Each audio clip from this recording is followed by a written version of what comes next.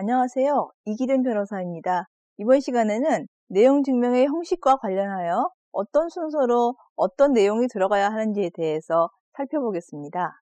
내용 증명에 특별히 정해진 형식이 있는 것은 아닙니다. 또 사안마다 각기 다른 다양한 경우를 일률적인 목차로 구성하는 것도 불가능할 텐데요. 따라서 일단 상대방에게 전달하려는 의미를 정확히 표현하는 것이 중요합니다. 그렇지만 가능하다면 자신의 의사를 상대방에게 분명히 전달하기 위해서 보다 효과적인 방법을 사용하는 것이 좋겠지요. 뜻만 제대로 전달되면 문제가 없다고 하겠지만 두서없이 장황하게 횡설수설하는 글을 내용 증명으로 보낸다면 받는 상대방도 그렇고 후일 법원에 소송 자료로 제출할 때 법원에서도 좋지 않은 인상을 가질 수 있습니다.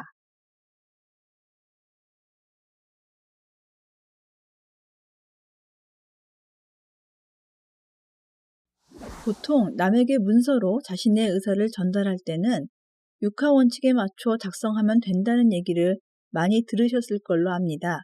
특히 신문 기사나 보도 자료를 보면 이런 형식에 맞춰 작성된 것을 접할 수 있는데요. 사례를 하나 보면서 설명드리는 것이 좋을 것 같습니다.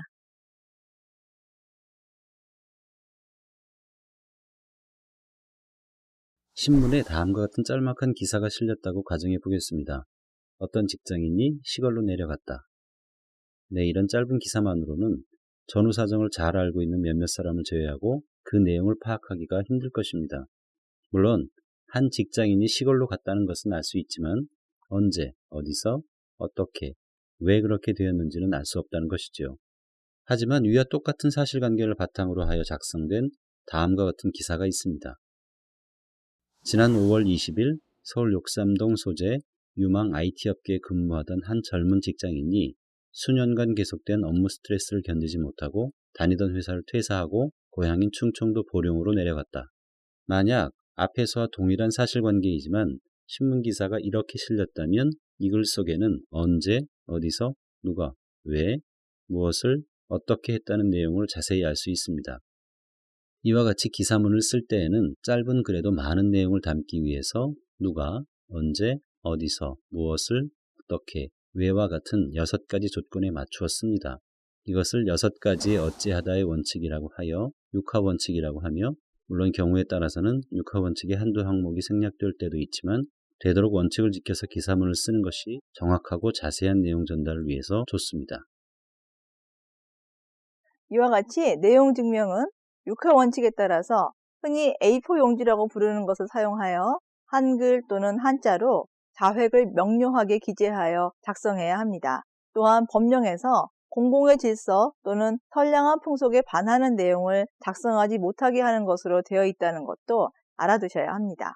자, 그러면 실제로 작성되어 상대방에게 보낸 내용 증명 문서를 살펴보면서 내가 의도하는 내용을 어떻게 표현하면 좋을지에 대해서 함께 고민해 보도록 하겠습니다.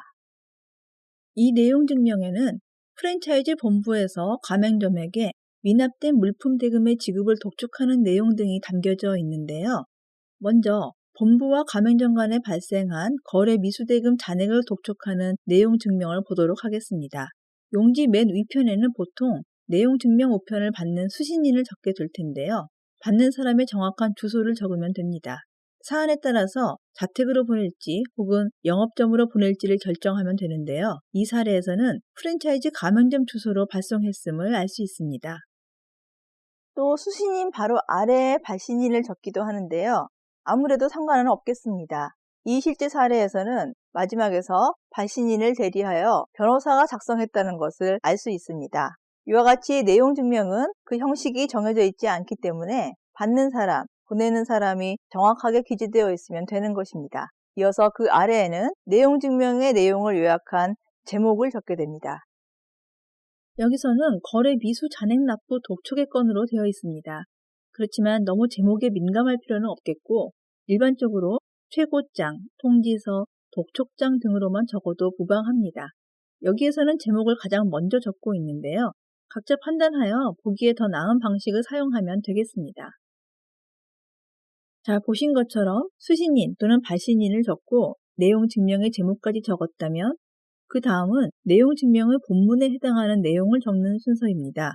보통 너무 긴 단락으로 구성되면 읽기에도 불편하고 또 내용 증명을 쓰는 사람도 생각이 정리되지 않는 경우가 많기 때문에 1, 2, 3과 같은 숫자를 매기면서 적게 되는데요. 반드시 그렇게 할 필요는 없지만 너무 장황하고 읽기에 불편한 글을 작성하는 것은 피하는 게 좋겠습니다.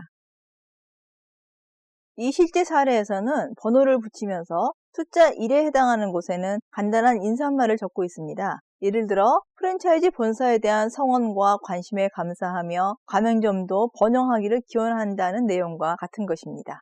이어서 번호 2번에서는 본격적으로 하고 싶은 말을 적으면 되는데요.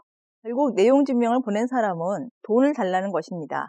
그 나머지 글들은 왜 내가 돈을 달라고 하는지를 부연 설명하고 있는 것에 불과합니다. 이 실제 사례에서는 어찌어찌해서 내가 채권을 양도받았는데 언제까지 당신이 주지 않고 있다는 내용인 것을 알 수 있습니다. 또 사망에서는 채권액을 보다 구체적으로 적고 있는데요. 상대방이 이해하기 쉽게 날짜와 금액을 정확히 기재하는 것이 좋습니다. 만일 독촉하는 금액이 수신인이 생각하는 것과 차이가 있는 경우 그 차이 나는 금액에 비례하여 그만큼 합의하기가 어렵다고 생각하면 맞을 겁니다. 그리고 또 중요한 것이 있지요. 바로 언제까지 갚아달라고 요구하는 것입니다. 즉, 변제 시한을 정하는 것이 좋습니다. 이에 대해서는 별도 과정에서 자세히 다룰 기회가 있을 것입니다.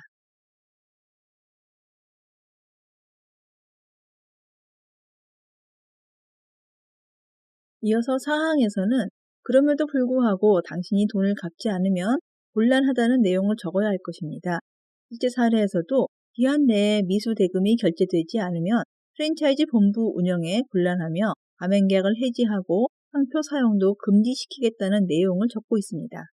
사실 적은 내용으로 보면 매우 강한 것이지만 이렇게 내용 증명으로 먼저 보냄으로써 후속 조치 이전에 원만히 해결할 수 있는 기회를 마련하는 것이 바로 내용 증명이라고 할 수 있습니다.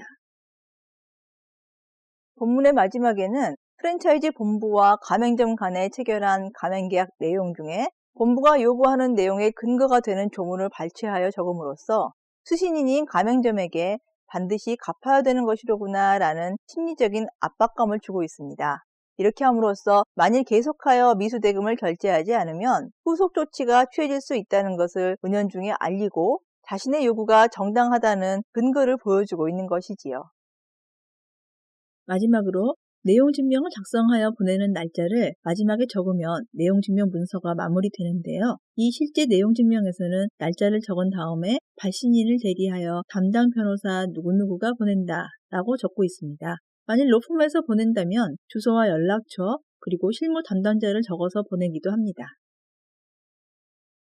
자, 이렇게 하여 내용 증명을 발송한 실제 사례를 보았는데요. 어떠세요? 어렵지는 않으셨지요? 내용 증명의 목차가 정해져 있지는 않습니다. 보내는 사람이 무엇을 말하려고 하는지 그 의미가 전달되면 되겠습니다. 하지만 간혹 서로 간에 주고받은 내용 증명 안의 말들이 정확히 무엇을 의미하는지를 법원에서 법률 전문가인 판사들이 판단해야 하는 경우도 있습니다. 그 이유는 내용 증명 안의 문구가 정확하지 않았다는 뜻이기도 합니다. 물론 법률 전문가가 아닌 일반인에게 전문가 수준의 단어와 문장을 요구할 수는 없지만 모호한 용어를 사용한다거나 주어와 수어가 호응되지 않는 경우, 또 돈을 빌려준 사람과 빌린 사람을 바꿔 기재하는 경우 등도 있습니다. 심지어 어떤 경우에는 차라리 내용 증명을 보내지 않는 편이 더욱 유리했을 사례도 있었는데요. 나중에 법원의 증거로 제출되어 증빙 자료로 사용된다는 것을 감안한다면 신중한 작성이 요구된다고 하겠습니다.